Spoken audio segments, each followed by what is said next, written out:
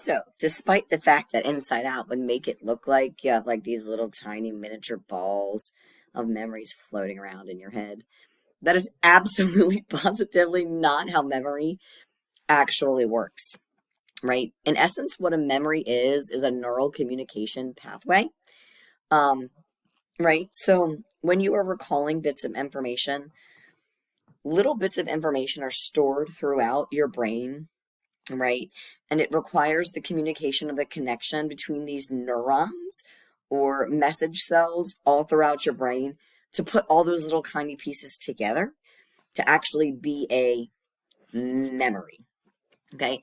The more frequently you have to file away bits of information and then you bring them back out and you make those neurons talk to one another, the stronger that the memory gets. It's called long-term potentiation. Long-term potentiation is the idea that the communications between your neurons get stronger every time they have to practice communicating and then pausing and then communicating. So that's a really important component to think of as we move through memory. Okay, so today we're just going to look at some of the basics. What is some of the different memory models or concepts or ideas? And then we'll progress through a little bit more as we move through the rest of our week. Okay, so the first thing that I would like you to do is I want you to take a little bit of time and I want you to attempt to write down the names of the 7 dwarfs. You can determine how much time you are willing to dedicate to that. Start writing them down. I don't want you to look it up. I don't want you to look at your neighbor's paper. I just want you to legitimately try to recall those 7 names and to write them on your paper. Once you've decided that's it, that's all I can get, whether that was 2 or whether that was 7, and you're not willing to try to pull the information out of your brain anymore, I want you to ask yourself, do you think this was a difficult or easy task? And then I want you to write down some of the reasons why you think the task was difficult or was easy. With that, go ahead and pause this video. Once you have written down the names that you can remember, you have written down the why it was easy or difficult, then restart the video and move on with the rest of the lecture. So, if you are listening to my voice again, I'm assuming that you have written down however many of the dwarves that you could come up with. And you have also written down why that was an easy, difficult, or moderate task for you. With that, I don't want to cheat you and not actually give you the answer. So these are the names of the 7 dwarfs: Duck, Sleepy, Grumpy, Sneezy, Happy, Bashful, Dopey. I am not sure how many of these you got correct on your paper. You might have even written down names of dwarves that do not actually exist, but you were really confident that they were. Okay, so with that, when you think about maybe why these things were more difficult or less difficult, it really does depend. And we can look at all of the different steps in the memory process, right? Maybe you never watched this movie, or you never read this book, or maybe you saw it one time but didn't pay attention and didn't like it, or maybe you think someone read you the book or story at some point, but you didn't have a lot of exposure or experience with it. If you didn't have a lot of exposure or experience with it, then you probably never encoded the information. Now, if this was like one of your most favorite stories of all time and you made your parents read it to you or you watched it over and over and over and over again, you probably got all 7. More power to you. Suzanne Haycraft, if you're listening to this, if you know Suzanne Haycraft, I bet she got all 7 because she knows these types of things. Okay, right. So that is something. Another thing that you might say, well, I remember that, but Miss Harding, it was like 10 years ago that I paid any attention to that. So maybe it was difficult for you to write down the 7 names, not because you never encoded it at all when you were little, but because it's been so long, it was really hard for you to get that information back out of your memory. However, when I listed the names of the 7 dwarves, you were like, oh, okay, yeah, I do recognize that those are, in fact, the names of the 7 dwarves. Okay, so there's lots of different components into what go in to our memory. With that, the actual official Fancy Pants Psych definition of memory that you need to know is that it is the persistence of learning over time. Okay, it is a process. Memory is a process, right? And it is a three-step process. It is that encoding process.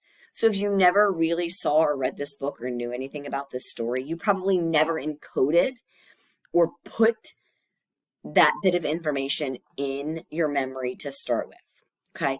The second thing is storage, and that is retaining the information. It's staying there. Okay. Right. In place, that's a very biological component, right? That again is not like Inside Out with the little teeny tiny balls. It is a series of neurons that learn to communicate. That's how storage happens. Right. It just kind of hangs out in those neurons until you are asking your brain to pull that information out. That is the final step in the memory process, the retrieval process. And that is getting those neurons to talk to one another in a way that we can become consciously aware of the information that had been stored there. Okay. And so again, we're going to work through each of these stages over the next several days, as well as talk about some processing theories that existed over time with memory. Okay. So with that, it was in the definition, but to make sure that you get the three individual components of memory, and I should have said this from the beginning, if I talk too fast, you have control over playing this, rewinding this, and pause it. So make sure you do as you need to make sure you get the information in your notes. Okay, so with that, right, this is a three-step process. One is encoding, it's getting the information in there. Storage is just keeping it there, maintaining it, right? Each little neuron has a tiny bit of it. Retrieval is getting those neurons to retalk, to get that communication pathway so that you can get the information back out of where you stored it and provide it when it is needed. Okay, there's a couple different levels of retrieval. There's recall retrieval, which means you are required to just whoop, you get asked a question, you have to pull it out on your own. And then there's recognition recall, and that means you see it. And when you see it, it, right, provides a cue or reminder, and you go, oh yeah, okay, I have seen this before. Okay, all right. So with that evolution of our memory model, at one point we seemed to think that our brain functions like a computer, but this is not the case. We do not process things serially. We process them parallel fashion. Additionally, computers, including the little tiny one you keep in your pocket or your backpack, right? They have a limited storage capacity. Your brain has the capacity to learn and remember an unlimited amount of things, right? At any one given amount of time, we can only pay attention to a limited thing to encode, but over time, our brain really does have an unlimited memory capacity. We just can't memorize everything all at one time. So we need to, accept that it is the process, right? Your neurons can't just automatically develop long-term potentiation and be perfect communicators. They have to practice that act continually. Okay. So again, you don't necessarily have to write down this model, but I want you to realize how we have progressed in understanding how memory works. Right. So we went from this computer model to this idea that, okay, we've got sensory memory, which sensory memory is a couple of seconds long. It is long enough for our senses to process the information, for us to become aware of it and go, this is important and this is not important. If our sensory memory determines, oh, we think this might be important, then it gets moved to the short-term memory. If our senses determine, meh, not really a big deal, we drop that and it does not make its way necessarily into short-term memory. Okay, once it's in short-term memory, and then eventually is going to move to our long-term memory, which is considered our storage. It has been encoded, right? So this is the very simple, basic memory model. Since then, it has become much more complex. Okay, this is the more modern model of what memory looks like. So we see some similar components here, right? The sensory memory and the short-term memory and the long-term memory, but we see some additional stuff. You may want to pause the video at this point to kind of write down this diagram in your notes, right? So again, this is important because this memory model shows two different routes. If you look at the top, it has external events and a straight arrow that goes all the way to long-term memory storage.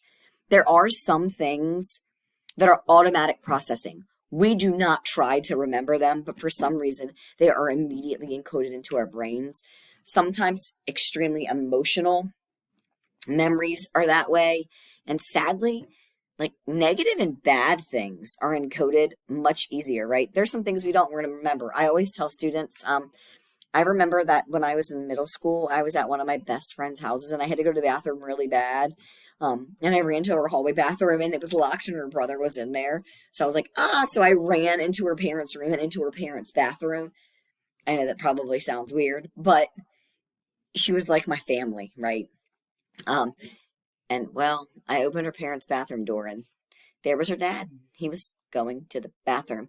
And my friends, that is a memory that I think I'm going to have for the rest of my life that I don't necessarily know that I want to have for the rest of my life, right? I didn't try to remember that, but it's just like stuck in there. Automatic processing.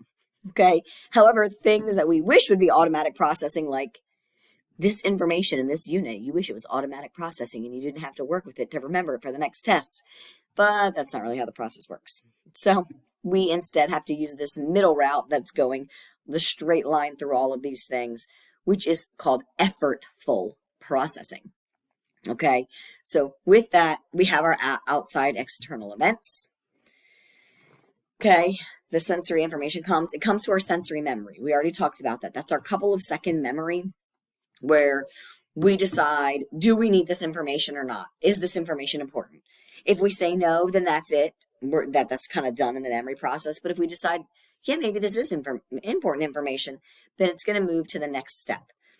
Here, I want you to realize with your sensory memory, we're talking about iconic or visual memory, or echoic or hearing memory, right? So those are the two big sensations that we talk about within that sensory memory. If our brain has decided, wait, this is important information, right? It moves on to this encoding process where it goes to our short-term memory, which if you notice on this diagram says working short-term memory. It is a process, right? Once your brain has decided, hey, this is like a little bit of information that I might want to recall, it's important, right? You have to do something with it. You have to make connections. So one of the things that I make you do every single unit, right, is I make you do term cards. I make you provide the definition, and then I make you do something in addition, right? Research indicates that you give greater meaning or context, or you make more connections with a new piece of information to other pieces of information. It makes it more likely that you will actually really encode that information and remember it. So when something is put into your short-term memory, you have to utilize it. You have to practice it. You have to do certain things. And we will on another day talk about what are some strategies that you could try to use in that working short-term memory to get something to move over to the long-term memory, okay? Final step, though, is that long-term memory storage, and it is fully encoded, right? And that happens because in your short-term memory, you take some old stuff out of the long-term memory to make the connections, and you make those connections, and then the connections bring the new memory over into your storage capacity. Okay. With that, the app that I'm using only lets me go to 15 minutes, so I'm going to take a little bit of a break myself. You can take a few minute break, and then we'll do the last little video of the day.